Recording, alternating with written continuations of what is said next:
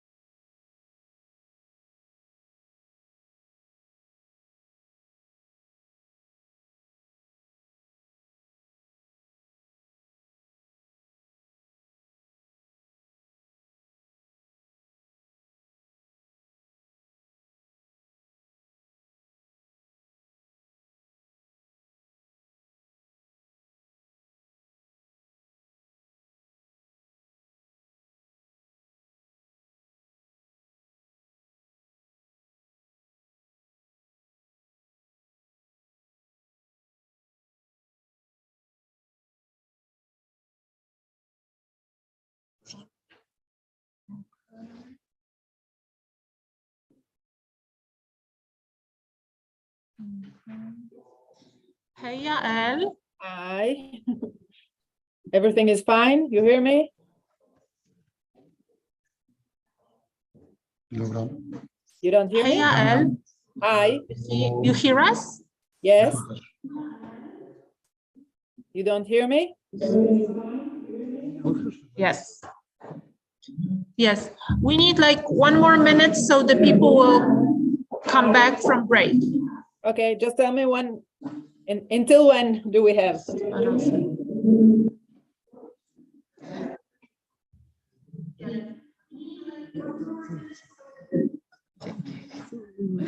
That makes more sense. And close the chat. Not everybody needs to see it. Yeah.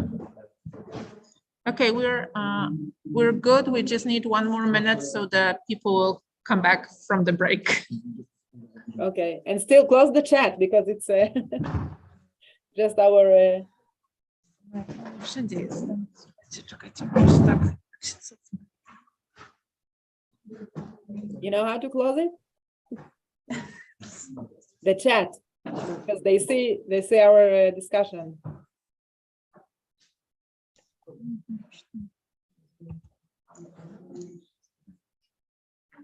Okay.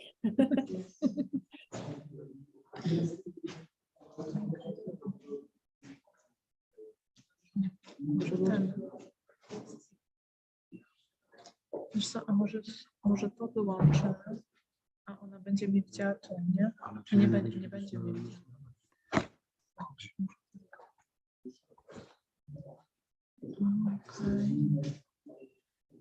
Okej.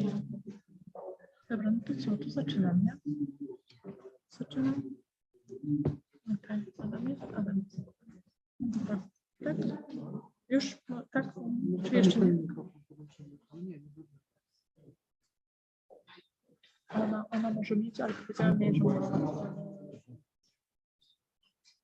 Ale ja nie mam. Nie, na razie myślę, że nie. Aha. Dobra, to może to boczne, nie? Może będziemy. Dobra. Tylko trzeba to prawdopodobnie wybrać. A, już widać Kasię lepiej.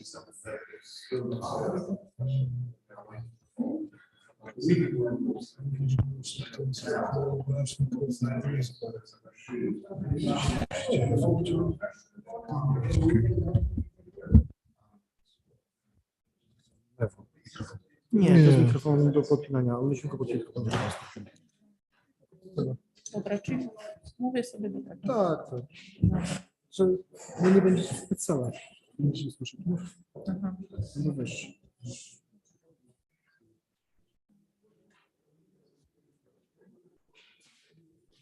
Okay, ladies and gentlemen, we will slowly start.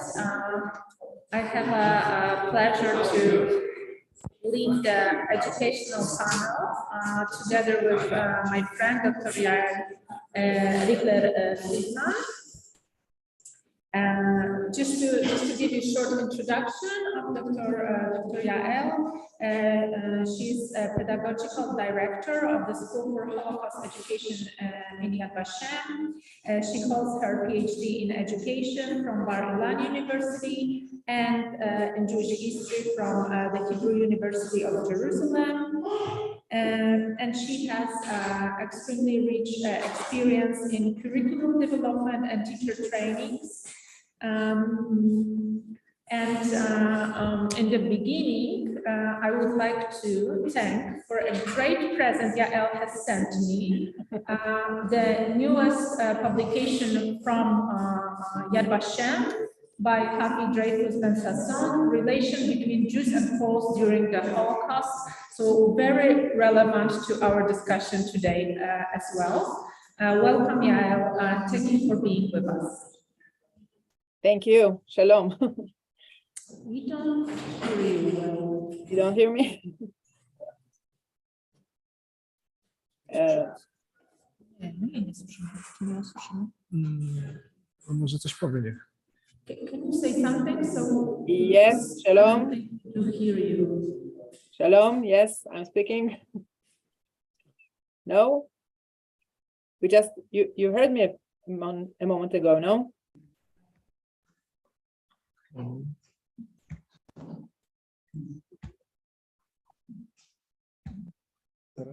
Can you try again? What? I'm talking. Great. Okay. Okay. So, shalom.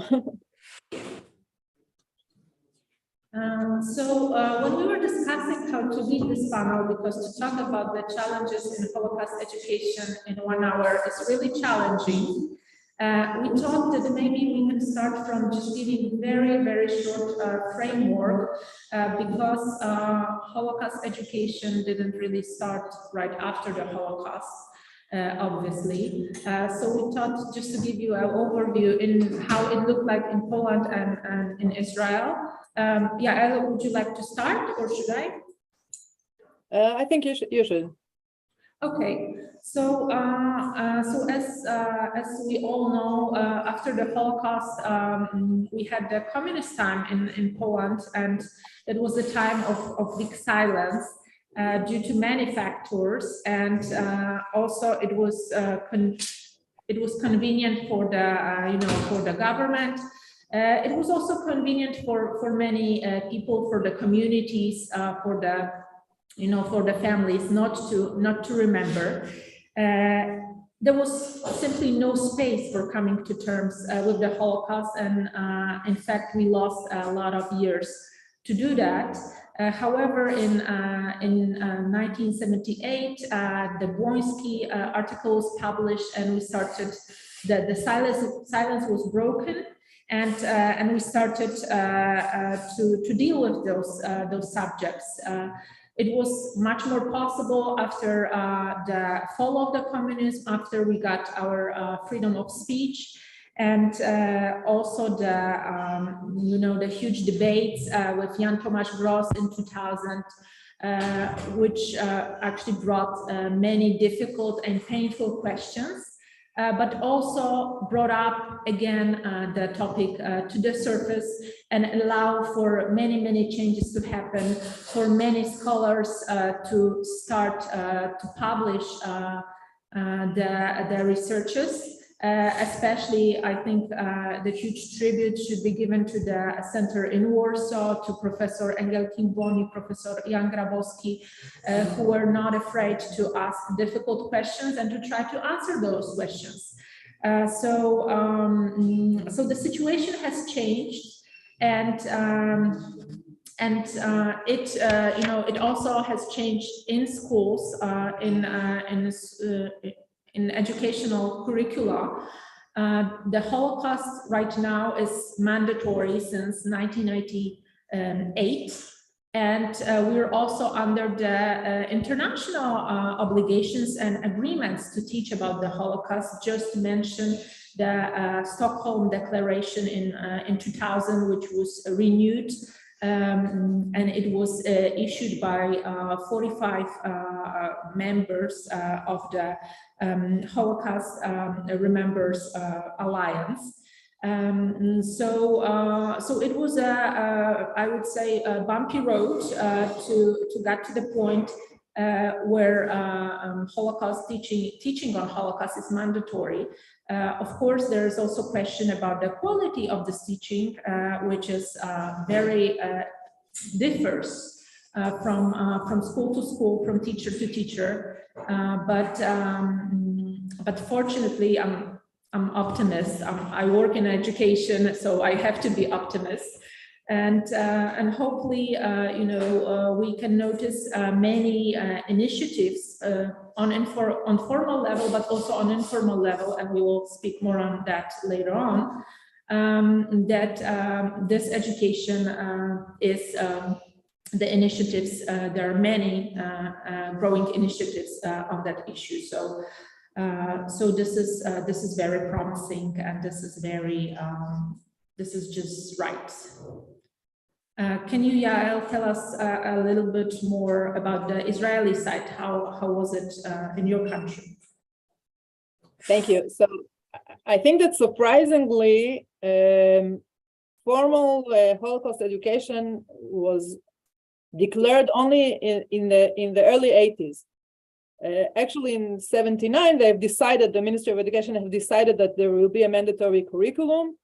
And in the beginning of the 80s, the new books were being written, and the curriculum was introduced to the teachers.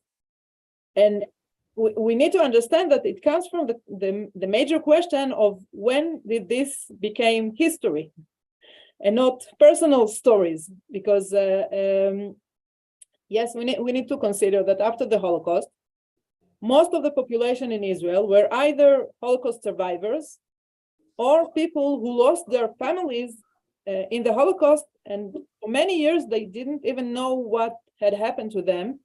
I can give you the example of my grandfather from Latvia. He died at 1989, and all the years he said that he has a sister that will come when the Iron Curtain will go away from, and when the communists will let his sister to come to Israel. But after a few years, we realized that actually I would say in 57, he had already understood that she died. He wrote a page of testimony about her. He wrote he wrote that he understood that she died, but he never spoke about it. So, for example, my mother grew up as a person who knew there was something, knew there was someone there during the Holocaust, her aunt, and she never knew what happened to her. So I'm saying that because when we speak about Holocaust education in Israel, we need to consider the gap between the memory, personal memories, and the education itself, and also the consciousness. What do people feel? What do people know? And what do people learn? Are completely different issues, even though they're supposed to to be in some correlation between them. So historians usually say that after the Eichmann trial in the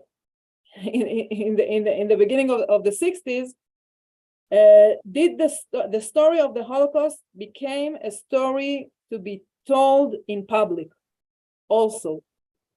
It means that people chose what to say or not to say in their families, in the era of the families. There were books published, yes. There were ceremonies made for communities, yes.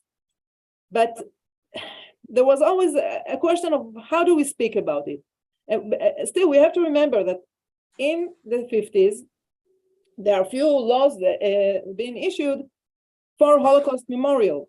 For example, the Yad Vashem law was written in 53, and since 57 there were obligatory ceremonies, and there was the 2-minute siren all over the country. So 2-minute siren means 2 minutes where people are standing in quiet, in memory and honoring the dead and the victims of the Holocaust. So yes, there is a ceremony in the school. There is this siren, which is something very, very complicated to speak with children. How do we stand for 2 minutes, not moving, remembering what? We still didn't learn nothing about the Holocaust. So what are we remembering? So it was a part of the public sphere. It was a part of course, of the identity being rebuilt here in Israel at that time, but not with a formal curriculum, because the only place where the formal curriculum could regard to it is history lessons. And in the 50s, 60s, it was still not considered to be history. So you need some distance in order to say, okay, I'm bringing this into history lessons. It was a great debate whether it has to be in history lessons or in other lessons, which means what is the attitude that you're taking towards this story. But the assumption was, yes, people are feeling connected to this story. Now they need to also know. So in the 80s, the formal curriculum was introduced, and it needs to be said that you spoke about obligations to some foreign obligations also in the process of making the curriculum official in Poland. Here we need to say that the obligations came from below. The people said, okay, we heard about the Holocaust. So after the Eichmann trials, there were initiatives saying, okay, we need to bring it into the school. It needs to be more formal education, not still by law.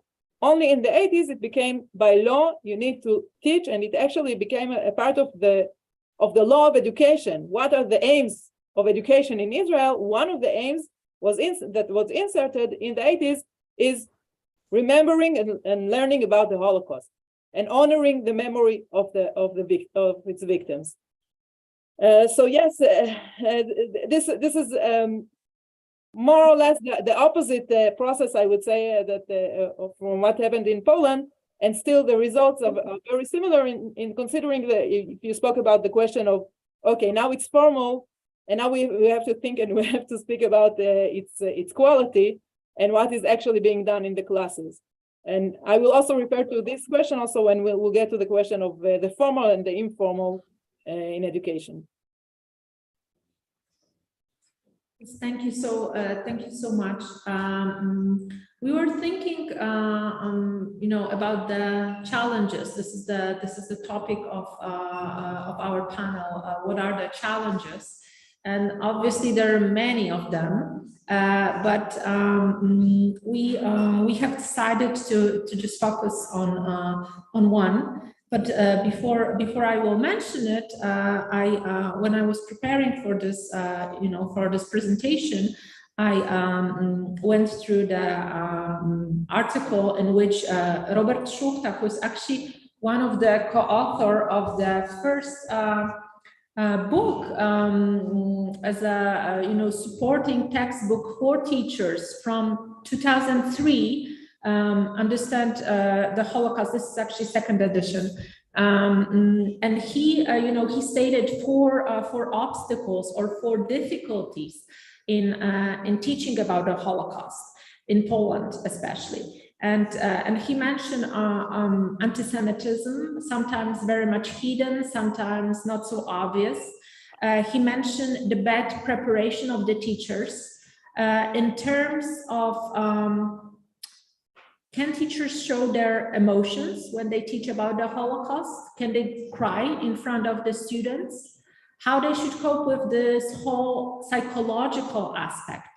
And this difficulty, from that time, from the perspective of 12 years, I would say, I think it's very much taken care of because in Poland, we can be, proud of many institutions who lead extensive trainings for teachers. We can mention Museum Polin, we can mention Brama Grodzka in Lublin, our Galicia Jewish Museum, not to brag, for 12 years, for last 12 years, we trained more than 700 teachers.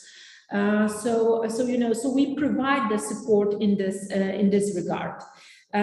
There's also this very, psychological barrier that if the teachers are not ready to talk about Holocaust, they cannot go into the process with their students because they have to be prepared to take care of the students' emotions and students' worries and doubts and questions and concerns. So this is very huge issue.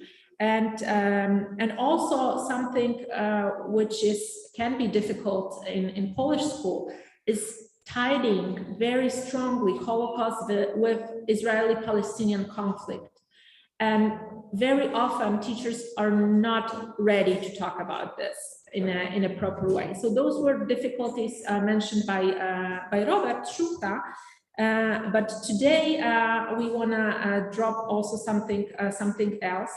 We talk about the topic of righteous among the nation, because Kasia, can I refer to the difficulties that you spoke about with the teachers from the Israeli angle?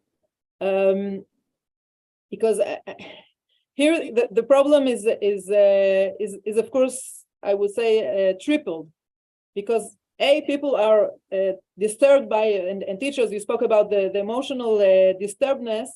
Yes, they are disturbed as many times as human beings, as being part of the group of the victims, and also there are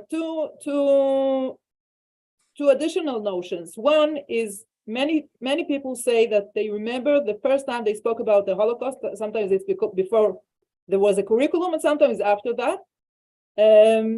They remember themselves terrified, learning about the Holocaust from a terrifying, with some terrifying examples. I'll give you one example from my sister, because she told me that with no shame at all. She said that she remembers how she learned about the Holocaust when she was young, and she said, yes, it was terrifying, but I think that this is the way it needs to be taught. So, okay, she said, sometimes I have a problem going into the shower because I'm thinking about the showers in Auschwitz. Yes, but it's natural, she tells me. Now, a teacher think about himself getting into the classroom, him or herself, with this trauma. What my sister is telling is it's after being traumatized, and being traumatized and telling the story as you were traumatized to do that, it's a problem. And yes, we are also a part of the institutes trying to help teachers, first of all, deal with their own feelings, and then teach about it to their students. And we need to remember that you spoke about their efficacy, their feeling of efficacy, their feeling of being able to do that. Yes, this is the first step that we feel that we have to go through with our teachers. But I will give you one example how can it be, again, very complex issue.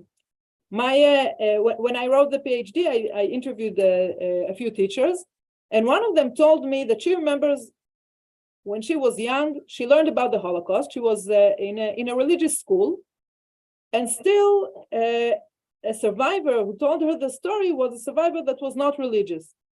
And he told them that he doesn't believe in God because of what happened to him in the Holocaust. And she said that for her as a young student, it was a shock.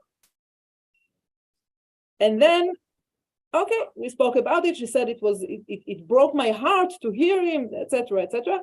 And then when I asked her, what do you do with your students? She said, I'm bringing a survivor. And she said, I'm bringing him from this and that kibbutz. And I said, this is not a religious kibbutz. So you are letting your students hear, you're teaching in a religious school, and you are letting your students hear a non-religious survivor. Now, this is not a problem. That's, of course, something very, very legitimate. But she remembers herself as a student that this was her breaking point. And still, she repeats it. Just as we know, as sometimes you do with trauma, you just repeat it. And then again, and then she said, I never thought about it. I never thought about myself as a student when I'm coming to my students. But I know she's a perfectly good teacher. So what happened here? Sometimes when you speak about this traumatic event, you just forget all your skills as a good teacher. And this is something that we are trying to bring back to them. Think about it as go back to the essential feelings that you have and duties that you have as a teacher. And of course, when you spoke about the political context that is a part of this whole story, of course, in the Israeli angle, this is more and more complicated from all kinds of political issues. And the teacher still needs to be trained how to refer to this issue and not to politicize it.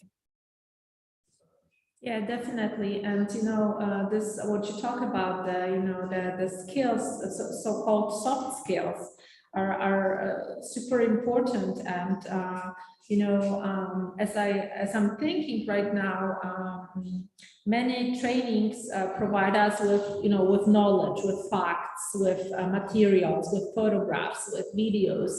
But this is, just one side of the coin. This is just one part of what good educator needs.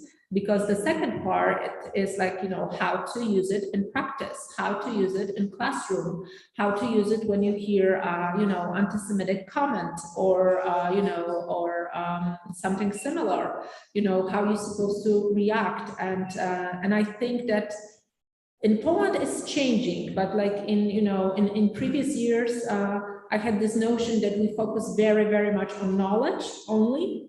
But now I think it's much more balanced, and this is definitely something good which has happened. That that we provide also the the skills, the methods, the tools, how to use this knowledge, which is actually very much accessible today. You can very easily check facts. You can very easily get a book or the film or whatever. So I think that the focus kind of shifted to skills and also acknowledge them in the whole process, which is beneficiary both for trainers and the students as well. Yes, we'll speak about this shift after that, because it has also its problems with it. We'll speak about it soon. So should we move to the righteous? Yes. Sorry. Yeah. So we put righteous as a example of the challenge, which might seem like only positive from the first glance, but if we think about this and if we discuss it more, it's not so easy. It's not so straightforward. I checked, and according to Yad Vashem data, we have 6,992 Polish righteous for 2019, so like 2 years ago. And this is a huge number, and it was always numbers of Polish righteous was the biggest among other nations, and we were always so proud of it. Something which for me seems challenging is that in this particular case, we very often miss the context. In Poland, before the war, there were 3.3 million Jews, and we had, we are bragging that we have so many righteous, but if you look at the numbers, maybe not so many. And I also often think about Jan Błoński article that if we would better Christians, maybe the scale of the Holocaust wouldn't be so enormous. So so always taking into account the context and the historical background, I think it's very crucial, and it's just a necessity. It's just something very basic. But sometimes if it doesn't fit our agenda, we skip that. So this is, I would say, the first the first obstacle, the first challenge, the difficulty. Another thing is that I get a notion that sometimes we talk about the righteous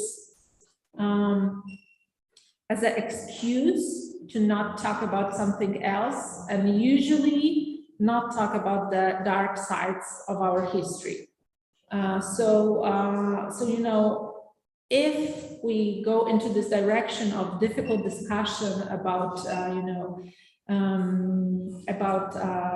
Poles who were not acting noble, or even just say explicitly the Poles who murdered Jews, we always came up with this excuse, oh, but wait, we have like 7,000 of righteous, so let's not speak about this.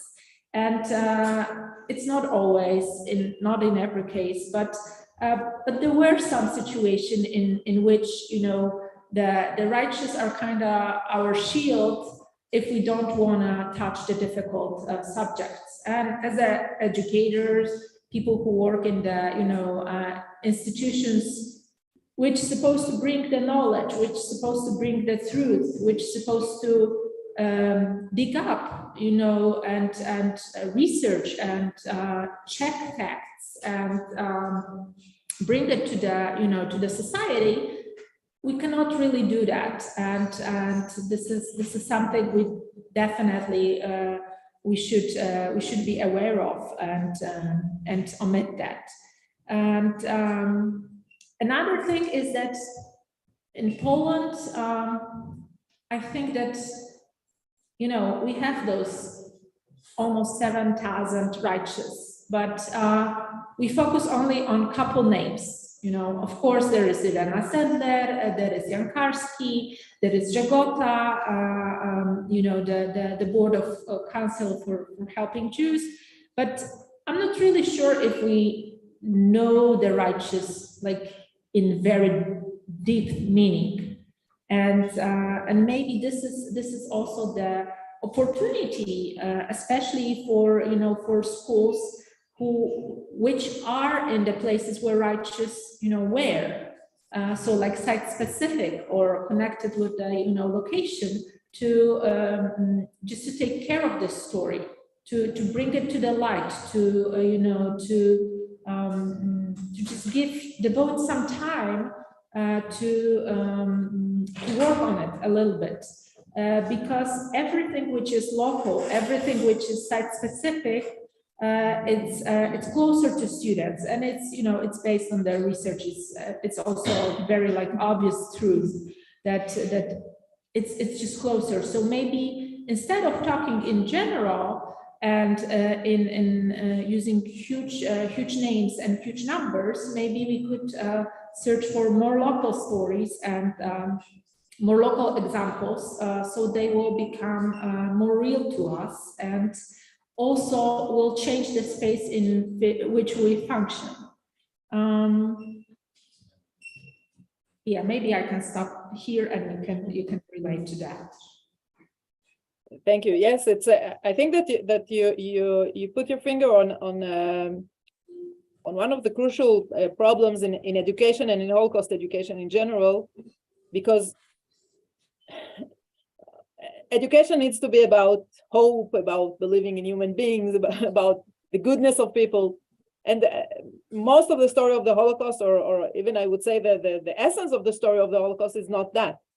So we are looking for this glimpse of light in order to be educators and to educate for something that when we think about making the world a better place, it's not about learning more and more Nazi techniques. It's learning more and more, because in education you learn from examples, you learn from more role models. So you want to bring the students these good role models, and then you're putting we are all putting some emphasis that is not proportional, and this is a huge problem. Yes, I think that in Israel I see it mainly when we speak about younger students. Because when I want to teach younger students about the Holocaust, then I'm doing that through a story of a survivor. Survivors, they survived thanks to a person that saved them, usually non-Jew, and then it's stories about righteous. And again, it brings me the ability to speak about goodness of people, but I cannot get into the whole context of how dangerous it is and the imaginable dilemmas that these people had, because then I will have to speak about the horrors of what happens to a Pole that was found that was accused of helping Jews. So this is one thing of putting things out of context, and the other thing is that it's very complicated to explain to students today the ability to just go, and we speak about the individualistic era today, the postmodern individualistic era. And it's many times we speak about what what would I get from this? What would I do? And think about me risking my lives and my family's lives. And as you spoke about the different researchers, the whole, maybe the whole, the lives of the children all around me in this village. How can I explain this choice to youngsters today? Dealing again with the question of the individualistic tendency. And many times I am frustrated when I see students are saying, I don't know if I could do that. It's impossible. It's inhuman to do that. That's on one hand. And on the other, I hear students saying, when we speak about the perpetrators, they say, yes, there is evil inside each of us. And then, yes, I might have been a perpetrator, but I could never imagine myself being a righteous among the nations. This is something we hear, and this is something that is upsetting me very, very much. And I remember when I'm looking for ways to cope with that, I am going back to Zimbardo's latest research, because Zimbardo showed us all how all human beings can become perpetrators, yes. But in his latest researches, and the researches that his students did after him and were published in the last decade, I would say, he speaks about banality of heroism. He says, yes, you have to speak about it in order to make it a part of the discourse. You have to say that, yes, this is something that people were able to do. They are not inhuman. They are not angels. They are not above humans. They were humans, and they chose this. They chose to risk themselves for others, for people they didn't know, just in order to be people, to be human beings again. And I'm always reminding myself his research about this, because yes, we have to make heroism a banal, so banal that it is obvious, not banal in the way of something that you don't regard, but something as is obvious. For our students not to say, it's impossible for me to think that I would be a righteous among the nations, but still say yes. And then this is why I have I agree with you, speaking about their stories, the human stories, the day-to-day stories, in order to make it something down to earth and not something that is unimaginable and you don't even believe that you will be able to do that. And you speak about the righteous among the nations, and it goes, when I think about it, it's the same question as I have if you spoke about the individualistic era. For many years here in Israel, the most difficult question that we had to face as educators is when the children would ask us, why didn't they revolt? Now, we are in this conference about the revolt, and still they would, okay, maybe some of them would have remembered the Warsaw Revolt. Much less of them would hear about what happened in Krakow, and still would go and ask again and again. But what about all the rest? Why didn't they do anything? Why didn't they just got up and fought fought the Nazis? Today, we hardly hear this question.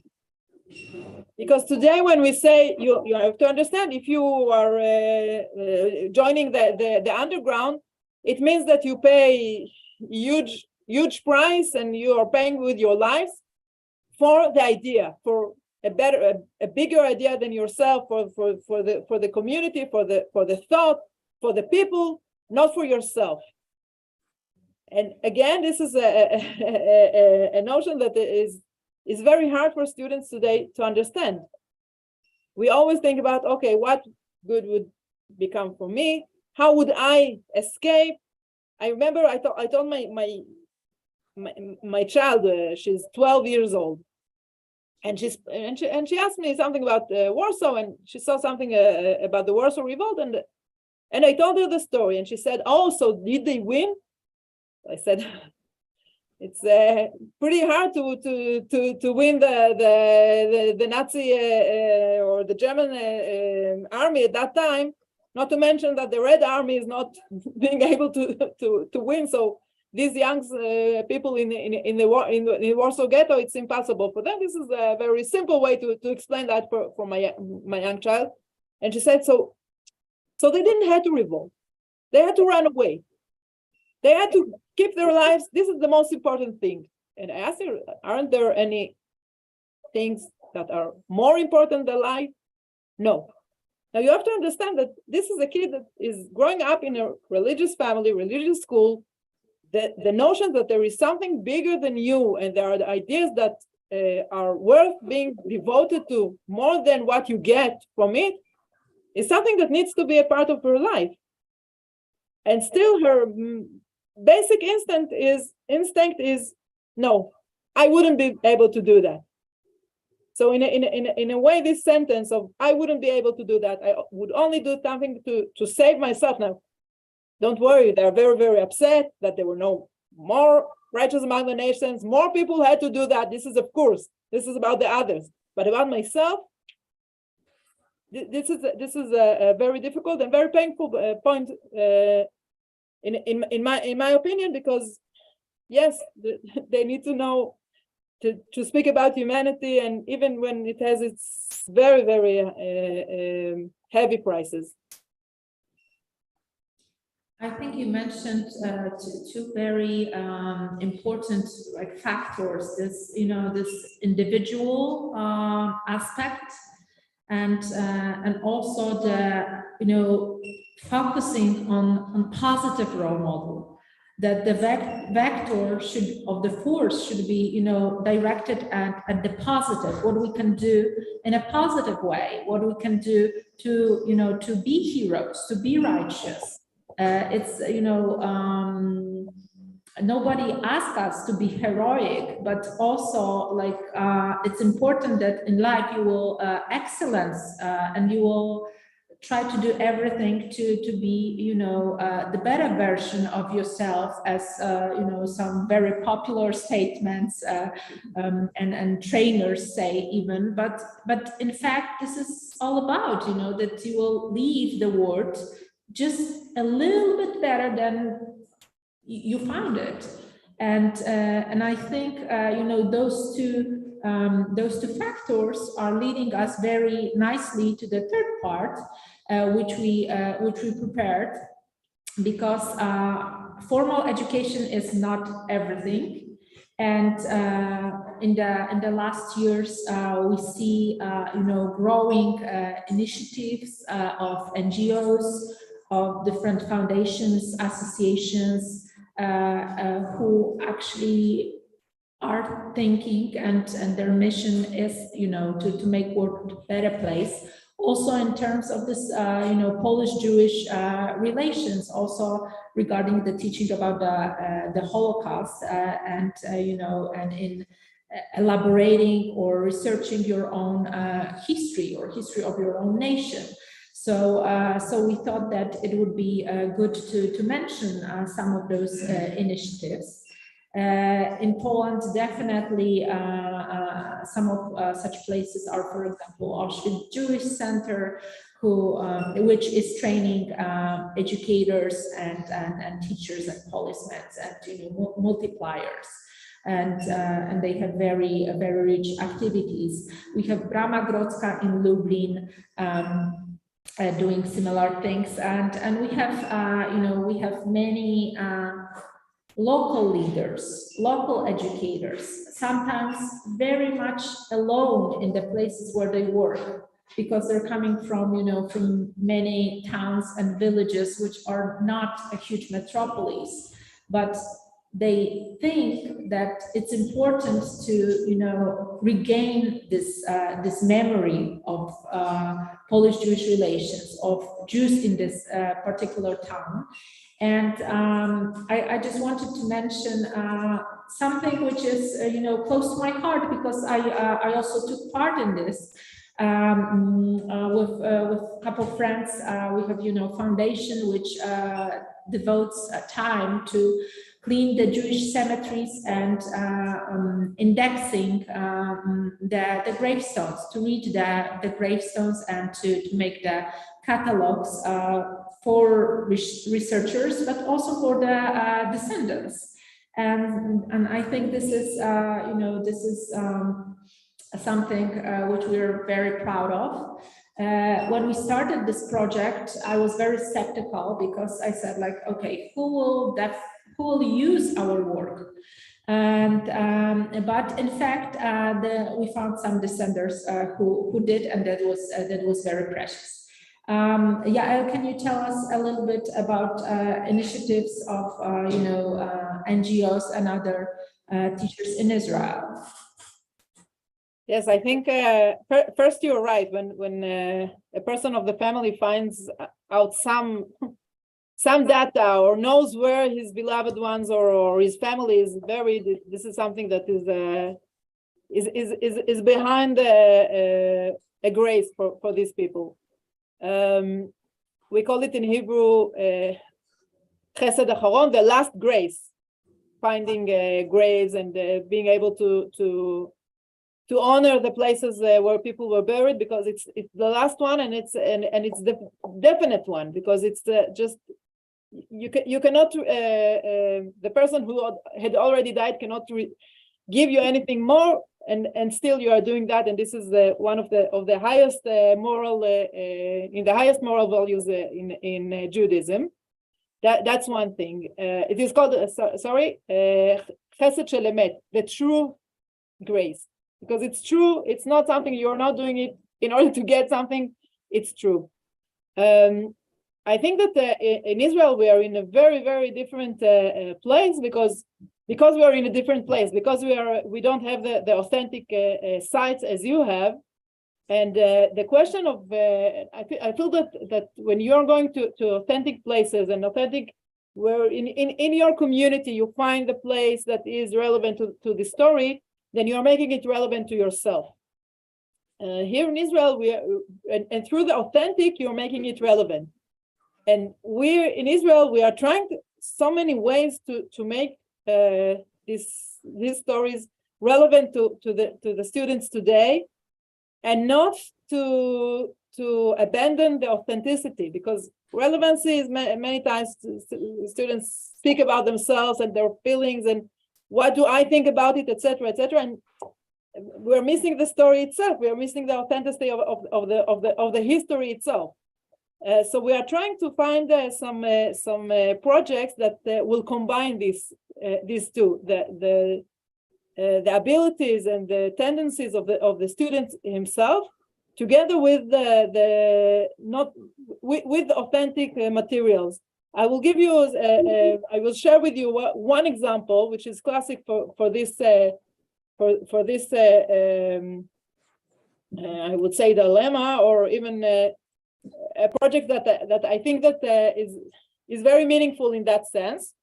First, you see here a few of our projects that are dealing with the creativity of students, trying to commemorate the story of the Holocaust. And I will just a second.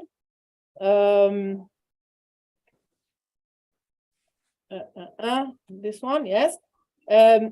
I'll show you an example from one of our projects, a music project, where the students are taking. In this case, they are taking they took a poem written in Theresienstadt ghetto, in Terezin, and they have composed it. So they are giving their own understanding through the composing, through their own creativity, through composing the words of a young child in Terezin, where she writes about fear, and the fear comes because of the plague, because of illnesses.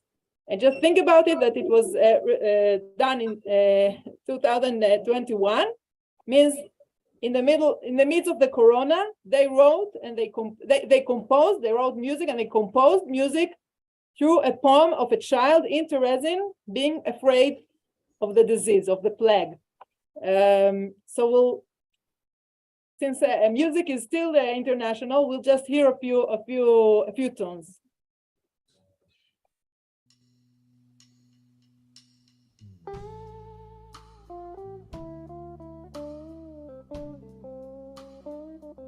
המוות קוצר בחרמשו יום, יום, גדולים וגם קטנים ואין מפלט ממנו.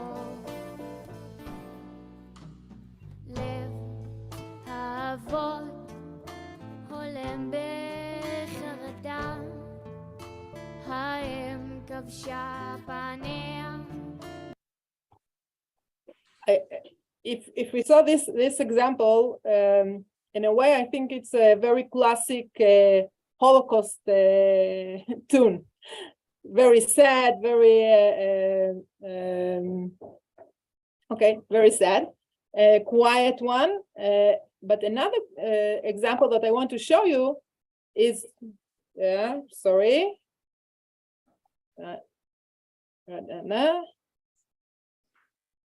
Let's see where I put it. I thought it's here. Let's see. Yes.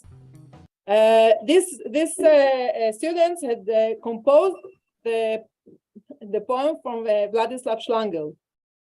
It is called "Time is Here." I'm sorry, I didn't look for the name in Polish, where he's actually asking God to come to Judgment Day and to be judged himself, God. And now we'll feel what the students felt while trying to compose this.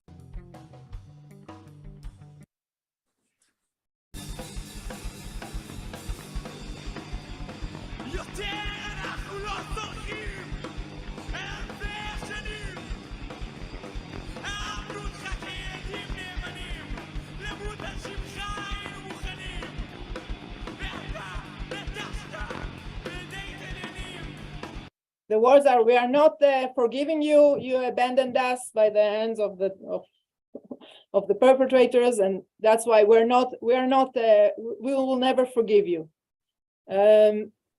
Here you see some video art made after stories of artifacts from the Yad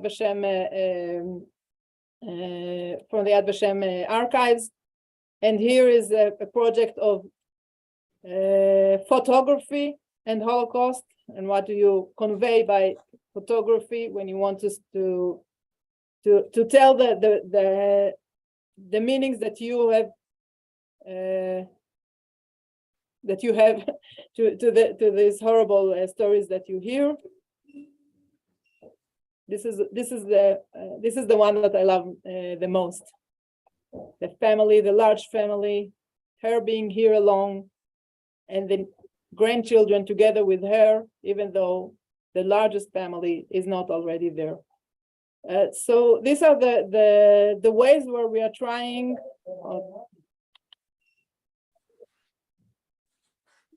We are trying to bridge the question of relevancy and authenticity, even though we're working not on the sites themselves, but still trying to make it relevant to the abilities and to the creativity and to the souls of our students.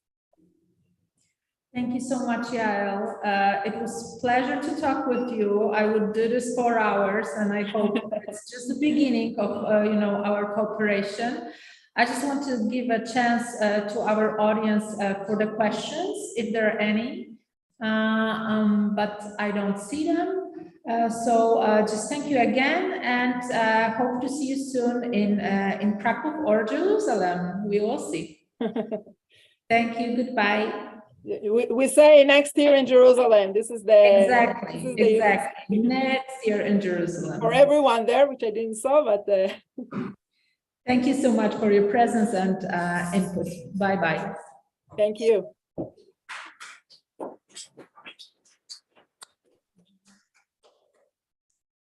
Szanowni Państwo, ja bardzo dziękuję za Państwa obecność. Mamy jeszcze z nami oczywiście Dorona Szacha i on będzie prowadził naszą wycieczkę o 14:30. Tak? Tak.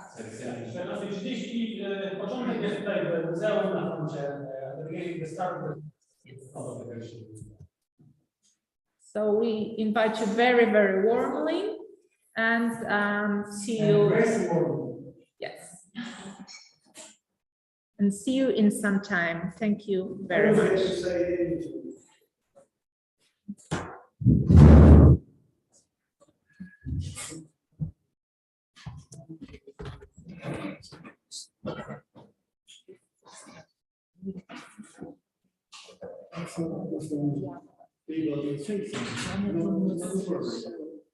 Exhausting.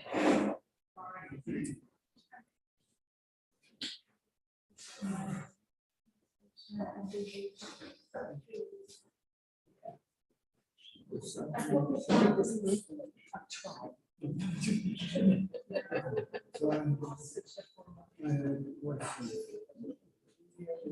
boils down to me about education.